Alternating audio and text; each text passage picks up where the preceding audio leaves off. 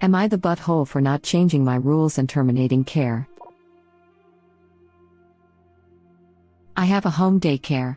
I like to think I'm pretty lenient, but I do have one big rule: don't make me the bad guy. I understand we might have different rules, but don't make your child resent me by not backing me up. Anyway, another rule is I don't allow outside toys or electronics. Kids can bring a stuffed animals for nap if they're sleeping on rest mats, but I don't want to be responsible if something gets broken. Years ago, I used to let kids bring whatever. Then a cheap McDonald's toy broke by accident, kid was upset and mom got mad at me. So now it's a hard rule. Most are okay with it. But I have a new kid, 3, whose mom wanted him to bring his tablet because he needs it. I said sorry, but no. I'm not going to be responsible for it. We went back and forth, but finally she just says fine. But every morning, he's crying because she took his tablet from him in the car. She always gives me this look and says Miss Lucy says no tablet. I always try to say we have plenty of toys, but the kid spends the whole morning sulking.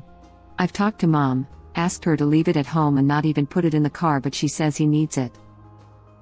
It's been a month and yesterday was the straw that broke the camel's back.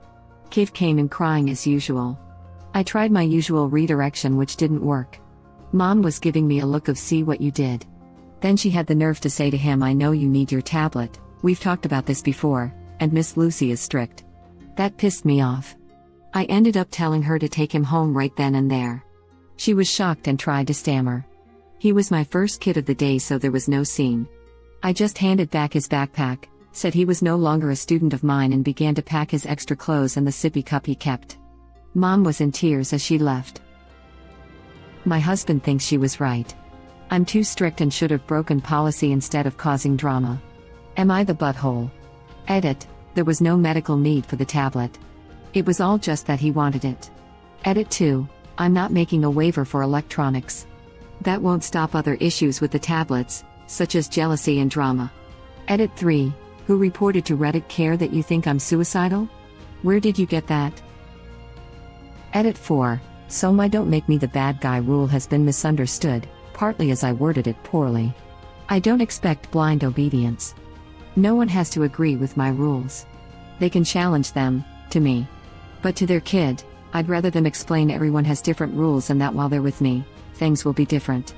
I do the same with parents who have different rules than mine.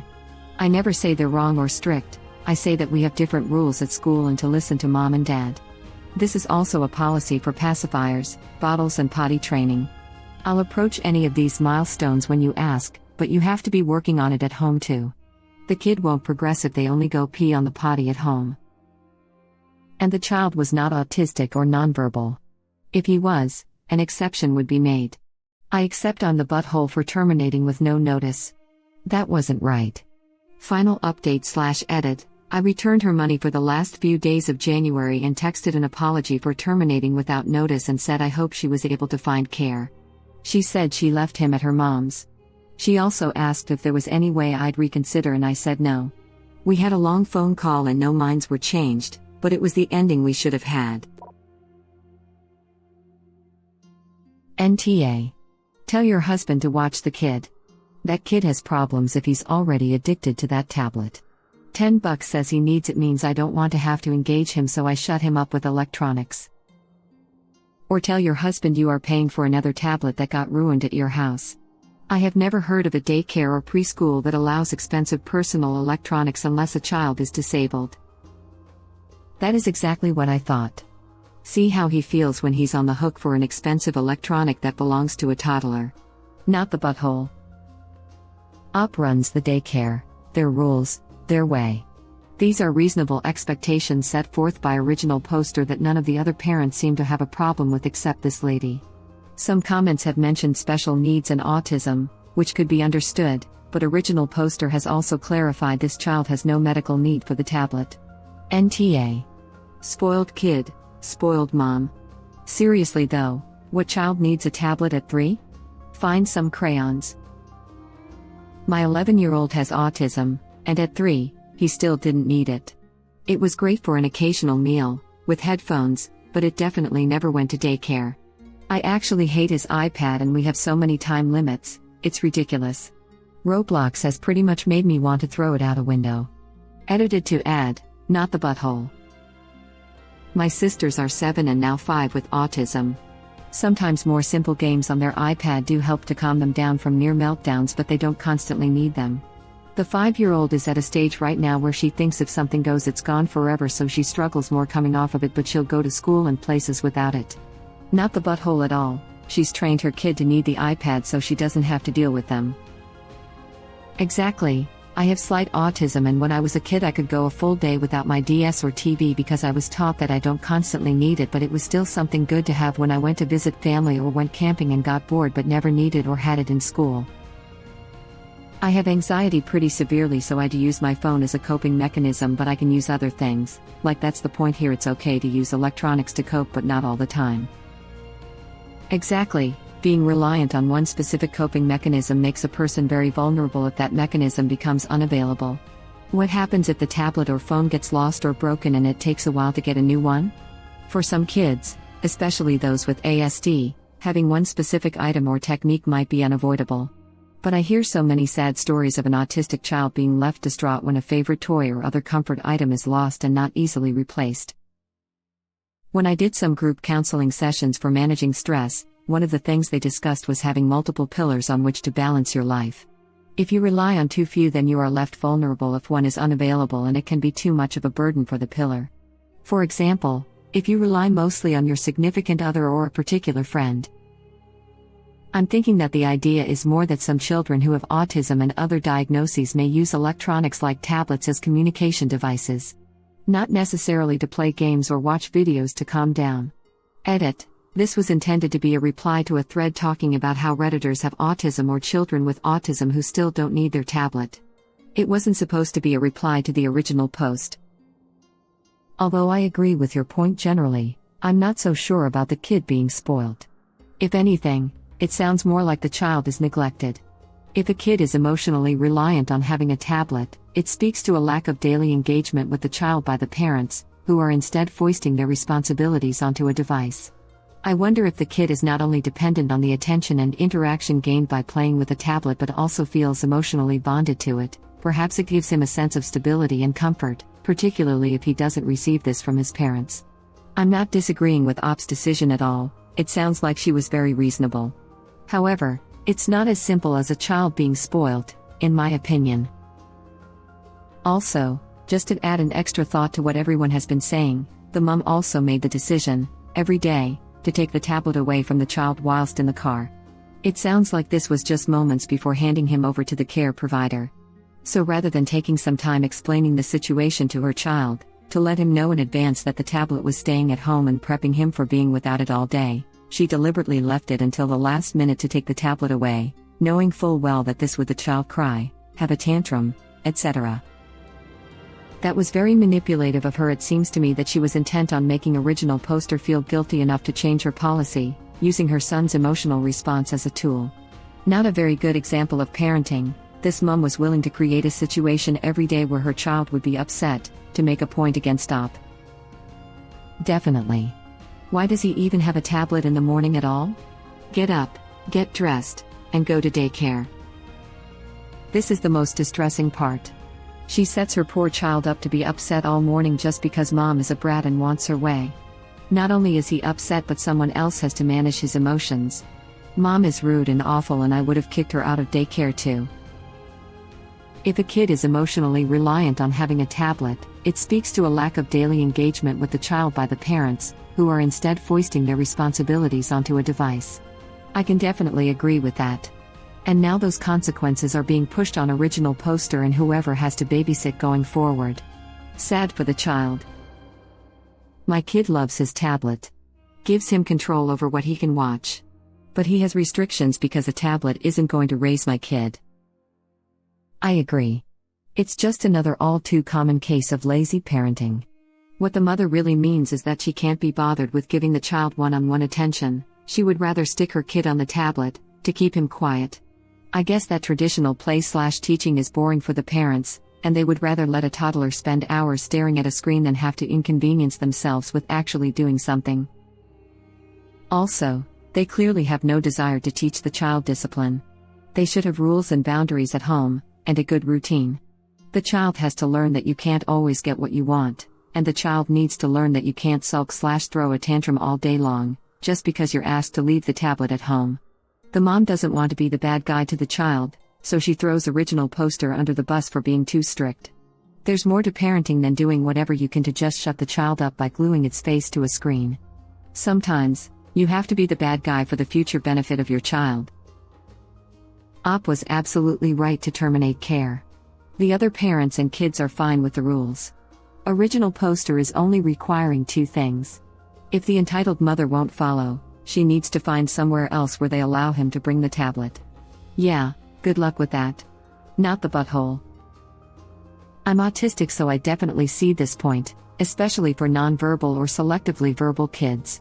But I also think even then it's totally within reason for original poster to refuse to care for autistic children who are reliant on electronics, both because of the inherent risk with having expensive electronics around, but also because they probably don't have the knowledge or resources to properly care for an autistic child. A friend of mine who is an autistic uber geek type, IT security and data forensics, with an autistic kiddo, got her kid a tablet pretty early. That kid is grafted to her electronics. Like mother, like daughter. Removing access to electronics is a regular disciplinary tool. Kiddo benefits from the tablet. She doesn't need it. And there's no way my friend would torture her daughter every morning like that just to try to guilt trip a child care professional into making a non-medically justified exception to an established rule. Op is definitely not the butthole here, but that mom is also beyond butthole. Or engage with the damn kid. Like seriously, if she can't even handle him on the drive from her house to the daycare without a tablet, then she has no business being a mother. 3-year-old is way too young for this. NTA Op. Hopefully this is a growing moment for the mother. I think the need people are referring to are as communication devices, not entertainment. I don't know any special needs people who actually need it to be used as entertainment. Even if they did, horrible coping skill to be teaching a 3-year-old. NTA. If her only explanation was that he needs it without any context or information, then she knew your rules before enrolling her kid. She can't expect people to bend to her every whim. Edit, because it took me 9 hours to realize me spelling mistake. F dyslexia. Edit 2, because I effing did it again in my edit. I agree if she indicated it was used as a communication tool for a child with language delay/inability to communicate, otherwise that would be a totally different story. I think we all can guess she's using it as a pacifier to avoid active engagement with her kid while she drives/does anything she wants. He doesn't need it, she needs him to have it because that's the path of least resistance, and it doesn't mean she has to have the fight over setting limits and boundaries around tablet use at a young age. Which plays perfectly into blaming Miss Lucy because mom is the nice one who lets him have the tablet all the time. Yup. If your kid needs a tablet at age 3, you just suck at parenting. Not the butthole op, and a fine rule to have. One kid having one would absolutely lead to jealousy/drama with the other kids. Agreed. And if that were the case, original poster would have had to put in protocols in place for protecting that tablet, because at that point it's not a toy, it's a communication tool for a child that needs it. Yes, a tablet can be useful with a child with special needs. But too much time on it can also cause language and other cognitive delays. At that age, most development comes from social interaction. So not allowing a tablet specifically actually improves the child's development in a lot of ways. And if the tablet got broken at Op's house, you can bet any amount that this kid's mother would blame her. A 3-year-old does not need a frickin' tablet. All that says to me is that she can't be bothered to have playtime with him at home and just dumps the tablet in his lap to occupy himself. That in and of itself annoys me enough to put not the butthole before the other shenanigans. He doesn't need it, but considering the mom's behaviors, he's likely addicted to it. I know a 10-year-old who is addicted to his tablet, probably since he was 3. The kid had an iPhone and an Apple Watch in first freaking grade. It's scary and sad to see the misbehavior coming from this kid. He is intelligent but has no self-control or social skills. The other kids don't like him. What do 3-year-olds even do on a tablet? Watch creepy YouTube kids videos. They really are creepy. I was visiting some friends a couple of years ago, and their 3-year-old was doing this thing where he would do this really exaggerated crying whenever his parents said no to something. It was strange, but I brushed it off as just a 3-year-old thing. I don't have kids myself. Then one night we were making dinner and he was on a tablet watching videos, and he kept on watching these videos with this little girl doing this extremely exaggerated crying. I went over to check out what he was watching because it sounded weird, and it was this series of videos where every episode this little girl would, again, do this extremely exaggerated crying, and her parents would rush in and give her candy and toys until she stopped, and the rest of the episode would be of the parents trying to show how cute she is as she played. It was weird as F. I told his mom what he was watching, and she exclaimed, "Wait, is that where he's getting it from?" I blocked the channel, and he stopped doing it not long after. They are all so creepy. Why so creepy? I love that my nephew flipped on some YouTubers/streamers. He went from loving them to realizing they're 20 to 30-year-olds that are only liked by 9-year-olds. They have apps with games for cats to play, like swimming fish they can catch, so I assume there are simple games for toddlers too. Also Netflix Kids or some other streaming service. Cats can play tablet games? That's amazing. They get addicted, too. It's scary. One of our cats got hooked. He'd come over whenever I was holding my tablet and start swatting the screen, pushing me out of the way.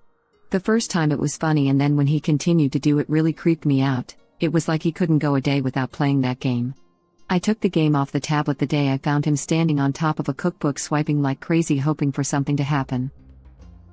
As someone else mentioned, there are toddler games available. Very basic puzzles, 4 pieces and you move them into place with your finger. Some kids enjoy using the camera app to take random photos, or a paint program to draw. I know a little girl who had white noise play during nap time from a tablet. She would get to pick which white noise sound she wanted. There were times outside of nap time when she would ask to play with the white noise app. There were little hearts next to each noise in the app and you could click the heart to favorite that noise. She just enjoyed going through and clicking each heart to make it red and then clicking them all again to turn them back white. Thank you for watching. Please subscribe to be the first to know about Red Rabbit Reader's new videos. If you like our videos, please like them on YouTube and share them with your friends. We welcome your comments below. Press to start another of our videos.